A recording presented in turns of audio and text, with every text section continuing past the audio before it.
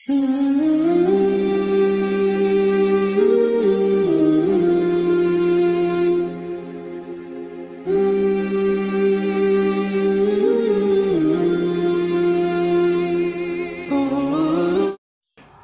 اللہ الرحمن الرحیم۔ سوال ہے کہ اگر کوئی وفات پا جائے تو اس کے بعد تیسرا کرنا، 40واں کرنا، سال کرنا، اس قسم کی خیرات وغیرہ میں شریک ہونا، اور کھانا کیسا ہے؟ جبکہ ہمارے ہاں 1 مہینے تک ہر جمعہ میں بھی خیرات کرتے ہیں، اس کا کھانا کیسا ہے؟ دیکھیں، کسی میت کے ایصال ثواب کے لیے سویم، 40واں یا کوئی بھی وقت، دن یا کیفیت کا مخصوص کرنا شریعت میں ثابت نہیں ہے، نہ حضور اکرم صلی اللہ علیہ وسلم سے، نہ آپ کے صحابہ سے، نہ تابعین سے ثابت ہے۔ لہٰذا یہ بدعت ہے، کیونکہ ثواب سمجھ کر اس کا اہتمام کیا جاتا ہے۔ مسلمان کا فرض ہے کہ غمی ہو یا خوشی، کسی حال میں بھی دین کے احکامات سے روگردانی نہیں کرنا چاہیے،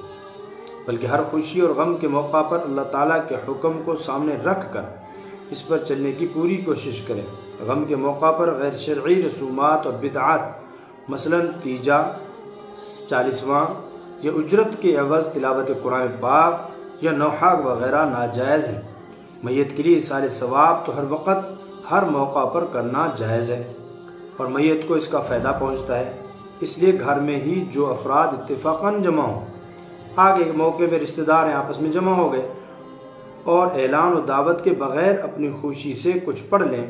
دن وغیرہ کی کوئی تخصیص نہ ہو، اور قرآن پاک پڑھنے کے عوض اجرت کا لین دین بھی نہ ہو، تو اس کی اجازت ہے۔ لیکن اس کے لیے تیسرے دن، 40ویں دن اور سال کی تخصیص کرنا شرعاً ثابت نہیں ہے، یہ بدعت ہے۔ اور جو عمل بدعت بن جائے اس کو ترک کرنا ضروری ہے، چھوڑنا ضروری ہے، اس کی مخالفت کرنا ضروری ہے۔ لیکن اس کے لیے تیسرے دن اور 40ویں دن اور سال کی تخصیص کرنا شرعاً ثابت نہیں ہے۔ نیز موجودہ زمانہ میں تیجا، 40واں اور برسی وغیرہ میں اور بھی کئی مفاسد پائے جاتے ہیں، اور اسی سے ضروری سمجھا جاتا ہے۔ شرکت نہ کرنے والوں کو طعن و تشنیع کا سامنا کرنا پڑتا ہے۔ بعض دیندار لوگ ہیں، علماء ہیں، وہ اس مسئلے کو سمجھتے ہیں یہ بدعت ہے، یہاں شریک ہونا ہمارے لیے ٹھیک نہیں ہے، اور علماء اور دیندار لوگوں کو شریک بھی نہیں ہونا چاہیے، کیونکہ ان کے شریک ہونے سے، ان کی شرکت سے اگلے یہ سمجھتے ہیں شاید ہم صحیح کر رہے ہیں۔ فلاں عالم صاحب ہمارے ہاں شریک ہوئے تھے، فلاں مفتی صاحب ہمارے ہاں شریک ہوئے تھے، انہوں نے تو کچھ نہیں کہا، حاجی صاحب شریک ہوئے تھے، انہوں نے تو کچھ نہیں کہا، تبلیغ والے شریک ہوئے تھے، انہوں نے تو کچھ نہیں کہا، باپ دادا کرتے آ رہے ہیں، انہوں نے تو کچھ نہیں کہا، بنی اسرائیل یہی کہتی تھی، انہوں نے تو کچھ نہیں کہا، باپ دادی کی طرف سے چلتا رہا ہے۔ اس لیے اسے بدعت ہے، اور یہ بدعت ہے اور ناجائز ہے۔ ایسی تقریبات میں شرکت کرنا اور کھانا کھانا بھی ناجائز ہے۔ اگر کسی نے اس تقریب میں شرکت نہ کی ہو اور اجرت پر تلاوت بھی نہ کی ہو، اس سے یہ کھانا دے دیا جائے تو اس کے لیے یہ کھانا ناجائز نہیں ہو۔ ہاں، اگر آگے کھانا کھانا بنفسی حرام نہیں ہے، لیکن یہاں شریک ہونے کی وجہ سے، یہاں یہ بدعت ہونے کی وجہ سے ناجائز ہے۔ کھانا بدعت ہے، بنفسی کھانا تو حرام نہیں ہے، حلال ہے، لیکن یہ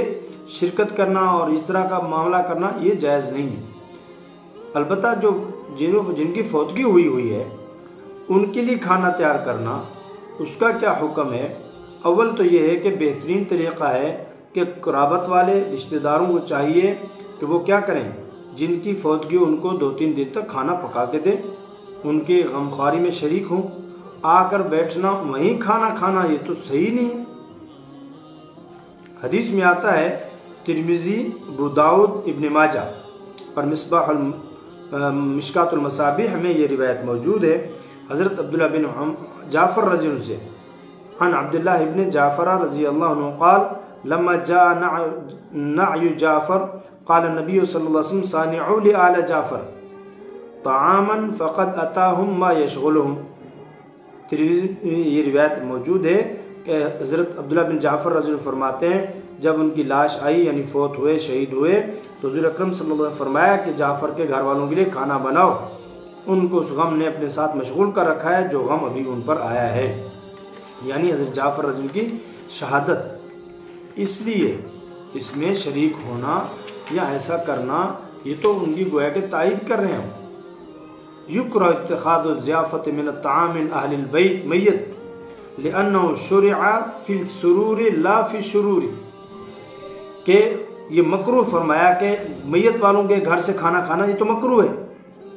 کیونکہ یہ جو کھانا دعوتیں ہوتی ہیں یہ خوشی کے موقع پر ہوتی ہیں، دعوتیں خوشی کے موقع پر ہوتی ہیں، نہ کہ شرور اور پریشانیوں میں ہوتی ہیں، مشکلات ہے، وہ پریشان ہیں، وہاں 10-12 بندے بیٹھے ہوئے ہیں کھانے کے انتظار میں، کھانا کھا کے جا رہے ہیں۔ وَهِيَ بِدْعَةٌ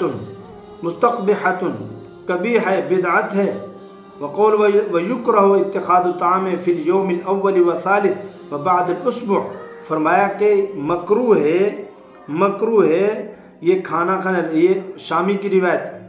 فرمایا یہ کھانا مکروہ ہے پہلے دن، تیسرے دن اور اس ہفتے کے بعد یہ کھانا، اور نقل طعام الی القبر فی المواسم کہ کہیں بعض دفعہ قبرستان میں لے کر جانا، واتخاذ دعوت للقراءۃ القرآن اسی طرح قرآن پاک پڑھنا، اس وقت دعوت کرنا، کوئی خاص انتظام کرنا، وجمع الصلحاء نیک لوگوں جمع ہونا، والقراء للختم اور لقراءۃ سورۃ الانعام او اب الاخلاص یا کسی صورت کو متعین کر اس لیے جمع ہونا، اس کے وہ کرنا، اس کو کہتے ہیں یہ مکروہ ہے اور یہ بدعت ہے۔ اور اسی طرح ایک روایت اور موجود ہے، وَمِنْهَا الْوَصِيَّةُ مِنَ الْمَيِّتِ بِاتِّخَاذِ الطَّعَامِ وَالضِّيَافَةِ يَوْمَ مَوْتِهِ وَبَعْدَهُ وَبِإِعْطَاءِ دَرَاهِمَ مَنْ يَتْلُو الْقُرْآنَ لِرُوحِهِ وَيُسَبِّحُ وَيُهَلِّلُ لَهُ وَكُلُّهَا بِدْعَةٌ مُنْكَرَةٌ بَاطِلَةٌ وَالْمَأْخُوذُ مِنْهَا حَرَامٌ لِلْآخِذِ وَهُوَ عَاصٍ بِالتِّلَاوَةِ وَالذِّكْرِ یہ قرآن پاک کی تلاوت پہ پیسے لینا اور جمع ہونا، ذکر کرنا، اس پہ پیسے لینا وغیرہ سب فرمایا یہ بدعت ہے، قبیح عمل ہے، اس لیے ان چیزوں سے بچنا چاہیے، اور جو لوگ بچتے ہیں ان کو برا بھلا نہیں کہنا چاہیے۔ فوتگی پہ، شادی میں، ہر جگہ پہ علماء سے پوچھیں کہ ہم یہ کریں یا نہ کریں، یہ صحیح یا غلط ہے۔ اور دوسری بات کہ بعض دفعہ جو فوت ہوا ہے اس کے چھوٹے بچے ہیں، میراث تقسیم کرنا مقدم ہے، فوراً میراث تقسیم کریں، اس کے حقوق ان کے بچوں کو، اس کی بیوی کو، اس کے جو بنتے ہیں ذوی الفروض جن کا حق بنتا ہے ان کو ان کا حق دینا یہ ضروری ہے، نہ کہ اس میں سے اپنی خیراتیں کرنا۔ اور جب بچہ نابالغ ہے، میراث تقسیم نہیں کی، اس کو کہیں خرچ کرنا تو جائز ہی نہیں، حرام ہے، پھر حرام کے ذریعے سے آپ خیراتیں کریں گے تو ثواب کی بجائے گناہ ملے گا، ثواب نہیں ملے گا۔ اور دیکھا یہ گیا ہے کہ تیجا، 7واں سال، 40واں اس دن جو خیراتیں کرتے ہیں اکثر کام کرنے والے، وہاں آنے والے، وہ سب نماز کا اہتمام نہیں کرتے، جماعت کا اہتمام نہیں کرتے اور کسی عمل کا اہتمام نہیں کرتے، وہ یہ سمجھتے ہم سب سے بڑا کام یہ کر رہے ہیں، جو ایسا مستحب بھی اگر ہو، جائز بھی ہو، لیکن وہ فرائض کی رکاوٹ بن رہا ہے، وہ واجبات کی رکاوٹ بن رہا ہے، سنت مؤکدہ کی رکاوٹ بن رہا ہے، تو یہ عمل خیر کا ہو ہی نہیں سکتا۔ اس لیے ہمارے علاقوں میں، بارکھان کا علاقہ ہے اور بلوچستان کے مختلف علاقوں میں یہ بدعت بہت زیادہ ہے، علماء پریشان ہیں،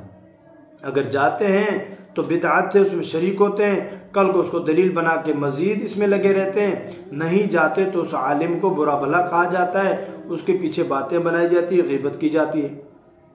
کہ جی یہ کیسا ہے، پہلے سے ہم کرتے آ رہے ہیں خیراتوں سے، پھر وہ جملہ ایسا استعمال کرتے ہیں، دیکھو ایک ایسا مولوی خیرات سے منع کرتا ہے، کوئی بھی عالم آپ کو خیرات سے منع نہیں کرے گا، صدقے سے منع نہیں کرے گا، بلکہ اسلام میں ترغیب ہے، الصدقۃ دفع البلاء، صدقہ مصیبتوں کو ٹالتا ہے، اور صدقہ اور خیرات یہ جو آپ کرتے ہیں یہ غریبوں کا حق ہے، اگر آپ کریں بھی صدقہ اور خیرات یہ غریبوں کے لیے ہوتا ہے، غریب کا حق ہے، غریب تک پہنچانا ضروری ہے، آپ نے غریبوں کو تو بلایا نہیں، 2-4-6 غریب ہیں، آپ کے تعلق والے آ گئے، آپ کے پڑوسی آ گئے، آپ کے رشتہ دار جو مالدار ہیں وہ آ گئے، تو جب مالدار آ گئے خیرات تو وہ کھا گئے، صدقہ تو وہ کھا گئے، صدقہ تو غریبوں کا حق ہے۔ اس سے بہترین صدقہ یہ ہے کہ آپ ان کے نام پہ مسجد میں، کسی مدرسے میں، کسی بیوہ عورت کو، کسی یتیم بچے کے سر پہ ہاتھ رکھیں، ان تک ان کی ضرورت کی چیزیں پہنچا دیں، راشن ڈال دیں، کھانے کی چیزیں پہنچا دیں، تو پھر دیکھیں آپ کو اجر بھی ملے گا، ثواب بھی ملے گا۔ یہ مختصر عرض کرنا تھی، اس ساتھی نے سوال کیا۔ وآخر دعوانا الحمدللہ رب العالمین۔